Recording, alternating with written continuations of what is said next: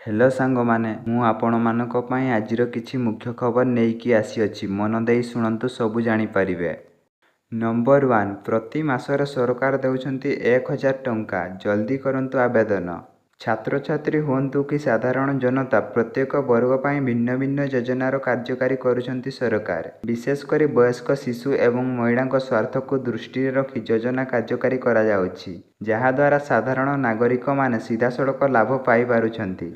अर्थात मासकु 1000 टंका लेखाएं जोगाई दिया जाउछि। एही योजनार चलित वर्ष मार्च मासकु टंका पठाइबा आरंभ करिसेंति सरकार। एथिरु केउमाने उपकृत होई पारिबे आसंतु जानिबा। चलित वर्ष मार्च 10 तारिखरु एही योजनार महिलांकु टंका मिलिबा आरंभ होई जाइथिला। एहाकु नै अर्थमंत्री स्वतंत्र भाବରେ सांबादिक सम्मिलनी करी सूचना देइथिले। तेबे एही योजनार सामिल हेबाकु केतेक निर्दिष्ट मानदंड रखिसेंति सरकार शुणन्तु। एही स्वतंत्र योजनारे आवेदन करिथिबा व्यक्तिंकु प्रति मासरे 1000 लेखाएं आसुछि। एभଳି एक योजना नै पूर्वरु दाबी होई आसुथिला। दाबी गुड़िक समाधान मध्य करा जाउछि। एहापरे गत मार्च 10 रु 1000 टंका लेखाएं योग्य हिताधिकारींक एकाउंट रे जमा होइछि। प्रति मासरे एही राशि महिलांक एकाउंट को आसुछि टंका।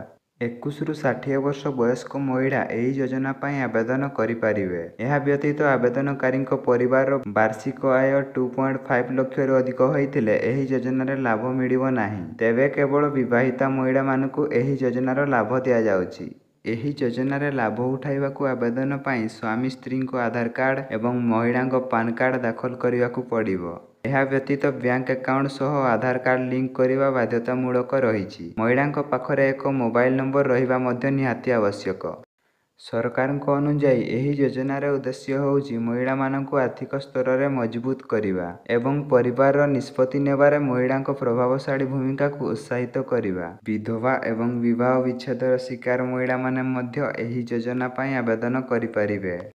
नंबर 2 ई-केवाईसी नै खाद्य जोगाण मंत्री बड़ बयान। ई-केवाईसी नै खाद्य जोगाण मंत्री कृष्णचंद्र पात्र रविवार बड़ सूचना दैछन्ति। मंत्री पात्र कहिसन्ति जे शेष लोकंक ई-केवाईसी न हेबा जाय एहा बंद हेबो नाही। पाखापाखि 3.5 कोटी लोकंक ई-केवाईसी हेबो। 2 कोटी लोकंक ई-केवाईसी सरिछि आउ 1.5 कोटी लोकंक हेबो। एथि पई मासे 1.5 मास समय लागि पारे बोली मंत्री कहिसन्ति। ई-केवाईसी होई सारिला परे केते फील्ड कार्ड थिला जणा पड़िबो बोली कहिसन्ति।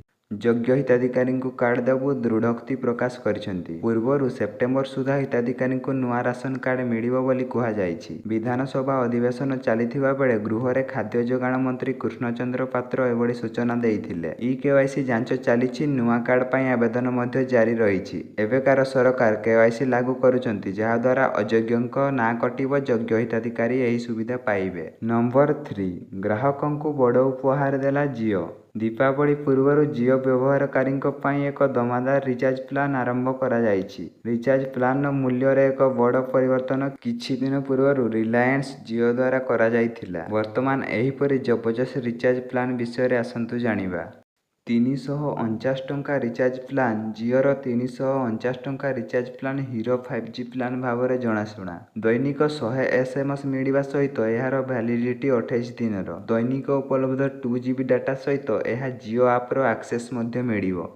329 रिचार्ज प्लान फायदा कौन शुणन्तु। जियोर 329 टंका रिचार्ज प्लान वैलिडिटी 28 दिनर। एथिरे प्रतिदिन 100 SMS सहित 1.5GB डाटा एक्सेस सुविधा जोगाई दिया जाउछि, जेउथिरे आपण जियो एप्स को प्रवेश करियाकु सक्षम हेबे। एहा सहित जियो क्लाउड एवं जियो साभिन प्रो मध्य एथिरे अंतर्भुक्त अछन्ति। तथापि एथिरे प्रीमियम सुविधा उपलब्ध होई नाही। 499 प्रीपेड रिचार्ज प्लान गोटिए पटे जदि आमे जियोर 499 प्रीपेड प्लान विषय कथा हेबा तेबे एहा 28 दिन रे वैलिडिटी सहित प्रतिदिन 3GB डाटा सहित असीमित वॉइस कॉलिंग सुविधा प्रदान करे। एहा व्यतीत प्रतिदिन 100 SMS दिया जाए। हाई स्पीड डाटा सीमा शेष हेबा परे आपण 64 kbps स्पीड रे इंटरनेट व्यवहार करि परिबे। एही प्लान किनिबा सहित आपण जियो एप्ट सब्सक्रिप्शन लाभ मध्य पाई परिबे।